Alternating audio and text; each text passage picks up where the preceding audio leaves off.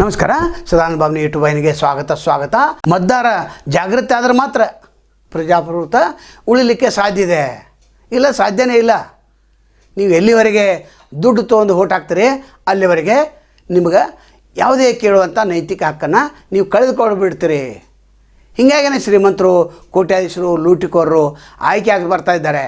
ಸಜ್ಜನರಿಗೆ ನೀವು ಮತ ಹಾಕೋದಿಲ್ಲ.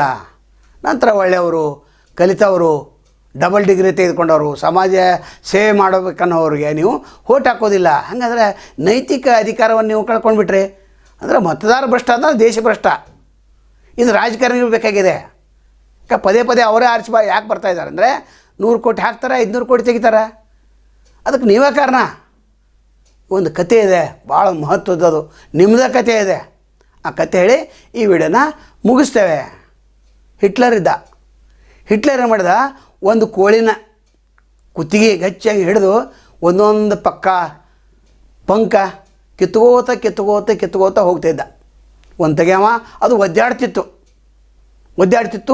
ಆದರೂ ಕೂಡ ಸೈನಿಕರು ಕೇಳ್ತಾರೆ, ಸೈನ್ಯಾಧಿಪತಿ ಕೇಳ್ತಾನೆ, ಯಾಕ್ರಿ ಹಿಂಗೆ ಯಾಕೆ ಮಾಡತ್ತೀರಿ ಅಂತ. ಏನೂ ದಾದ ಕೊಡಲಿಲ್ಲ. ಹಿಟ್ಲರ್ ತಮಗೆಲ್ಲ ಗೊತ್ತಿದೆ. ಮುಂದೆ ಹೋದ, ಎಲ್ಲ ಪಂಕ್ಗಳನ್ನ ತೆಗೆದು ಬೀಸಾಕಿದ. ಮುಂದೆ ಏನು ಮಾಡಿದೆ ಅಂತಂದರೆ ಅದನ್ನು ರಪ್ಪ ಅಂತ ಕೆಳಗೆ ಒಗೆದ ಅದು ಒದ್ದಾಡಕ್ಕೆ ಶುರು ಮಾಡಿತು, ಚೀರಾಡ್ತಿತ್ತು, ನಾಡಾಡ್ತಿತ್ತು.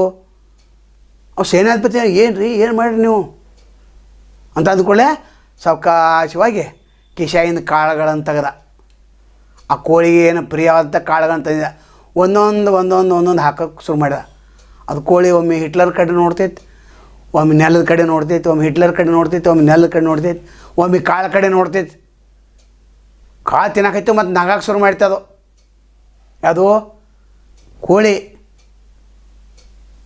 ಇದರ ಅರ್ಥ ಏನು ಅಂತಂದರೆ 4 ವರ್ಷ ಗಾಯಬಾಗಿರ್ತಾರೆ ನಿಮ್ಗೇನು ಜನಪ್ರತಿನಿಧಿಗಳದಾರಲ್ಲ, ನಿಮ್ಮ ನಾಯಕರದಾರಲ್ಲ, ಎಲ್ಲರನ್ನ ಗ್ರಾಮ ಪಂಚಾಯತಿ, ತಾಲೂಕು ಪಂಚಾಯತಿ, ZP, MLA, MLC, MP, minister, ಪ್ರಧಾನಮಂತ್ರಿ, ಮುಖ್ಯಮಂತ್ರಿ ಎಲ್ಲ ಆಗೋತಕ್ಕಷ್ಟೇ. ಆದ ನಂತರ ಪಂಕ ಕೀಳ್ತಾರೆ. ಇದರ ಅರ್ಥ ಏನು, 4 ವರ್ಷ ಗಾಯಬಾಗಿ 6 ತಿಂಗಳು ಇರ್ತೈತಲ್ಲ, ಅವಾಗ ಸಣ್ಣಂಗೆ ಕಾಳು ಹಾಕೋಕ್ಕೆ ಶುರು ಮಾಡ್ತಾರೆ. ಯಾವ ಪಾರ್ಟಿ ಕೊಡ್ತಾರೆ, ಯಾವ ಬೇಂಡ್ ಬಜಾ ಕೊಡ್ತಾರೆ, ಯಾವ ಕ್ರಿಕೆಟ್ ಬ್ಯಾಟ್ ಕೊಡ್ತಾರೆ, ಕ್ರಿಕೆಟ್ ಟೂರ್ನಮೆಂಟ್ ಇಡ್ತಾರೆ, ಫುಟ್ಬಾಲ್ ಇಡ್ತಾರೆ, ಜಾತ್ರೆ ಮಾಡ್ತಾರೆ, ಹಬ್ಬ ಮಾಡ್ತಾರೆ, ದೊಡ್ಡ ಪ್ರಕಾರ ಏನು ಇರ್ತಾವಲ್ಲ ಊರಾಗ ಎಲ್ಲ ಮಾಡ್ತಾರೆ. ಕಾಳು ಹಾಕಿದಂಗೆಲ್ಲ ಮತ್ತದ ಸಣ್ಣಂಗೆ ಕಾಳು ಹಾಕಿದಂಗೆ.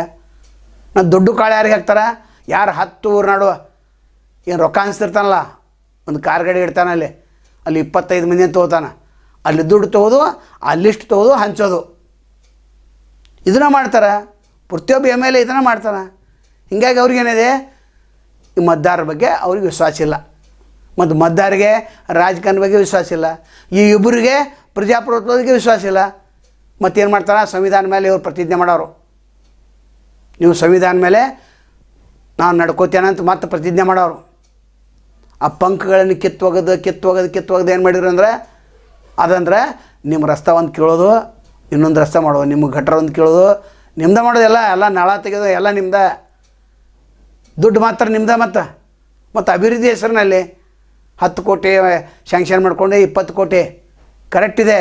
ಅದು ಎಷ್ಟು ತಿಂತಾನೋದು ಯಾರು ವಿಚಾರ ಮಾಡಿದ್ರೆ ಇಲ್ಲ. ಯಾಕೆ ಹಂಗೆ ತಿಂತಾನೆ, ನೀವು ಹಂಚಬೇಕಲ್ಲ. ಅಭಿವೃದ್ಧಿ ನೋಡೋಂಗಿಲ್ಲ. ಅನೇಕರು ಅಭಿವೃದ್ಧಿ ಮಾಡ್ಬೇಕಂತ ಬಯಸ್ತಿರ್ತಾರೆ. ಒಂದು 2-3 ಮಂದಿ MLA, 2-3 ಮಂದಿ MP ನೋಡಿದೆ ನಾವು. ಏನು ಕೆಲಸ ಮಾಡಿ ಆಯ್ಕೆ ಆಗೋರು, ಉಳಿದವರು 95% ಎಲ್ಲ ಭ್ರಷ್ಟರು. ಅದಾಗಲಿಕ್ಕೆ ನೀವೇ ಕಾರಣ. ಮತ್ತು ಇಬ್ಬರು ಕೂಡಿ ಅಂದರೆ ಪ್ರಜಾಪ್ರಭುತ್ವ ವ್ಯವಸ್ಥೆ ಎಲ್ಲಿ ಆಗ್ತೈತೆ, ಮತ್ತು ಮಾತಾಡುವಂಥ ನೈತಿಕತೆ ಎಲ್ಲೈತೆ. ನಾವು ಒಗ್ಗಟ್ಟಾಗಬೇಕು, ನಾವು ಚುನಾವಣೆ ಎದುರಿಸ್ಬೇಕು, ಊರು ಉದ್ಧಾರ ಮಾಡಬೇಕು, ಗುಡಿ ಕಟ್ಟಬೇಕು. ಅವ್ರೇನು ಎಲ್ಲನಕ್ಕೆ ರೆಡಿ ಇರ್ತಾರೆ. ಯಾಕಂದ್ರೆ ನಿಮ್ಮದೇ ಪಂಕ ಹರಿದೋಗಿರ್ತಾರೆ.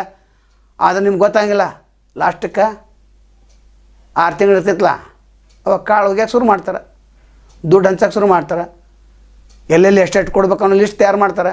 ಅವ್ರಿಗೇನು ನಿಮಗೆ ನಮಸ್ಕಾರ ಮಾಡೋದು ಏನೂ ಇಲ್ಲ, ಏನು ಸಂಬಂಧನೇ ಇಲ್ಲ. ಅನೇಕ ನಾಯಕರು ಮನ್ಯಾಗ ಕೂತನ ಆರಿಸಿ ಬಂದಾರ. ಅವರು ಇಲ್ಲಿ ಕೂತ ಅಲ್ಲಿ ಆರಿಸಿ ಬಂದಾರ. ಅವರು ಒಂದು ಕ್ಷೇತ್ರ ಬಿಟ್ಟು ಇನ್ನೊಂದು ಕ್ಷೇತ್ರಕ್ಕೆ ಏನೂ ಮಾಡಿಲ್ಲ ಅವರು. ಅದಕ್ಕೆ ಪ್ರಜಾಪ್ರಭುತ್ವ ಗಟ್ಟಿ ಆಗ್ಬೇಕಾದ್ರೆ ಮತದಾರ ಗಟ್ಟಿ ಆಗಬೇಕು. ನಾಳೆ ಮತ್ತೆ ತಮ್ಮನ್ನು ಭೇಟಿ ಆಗ್ತೇವೆ. ಅಲ್ಲಿವರೆಗೆ ಎಲ್ಲಿ ಶುಭಾಗಲಿ. ನಮಸ್ಕಾರ.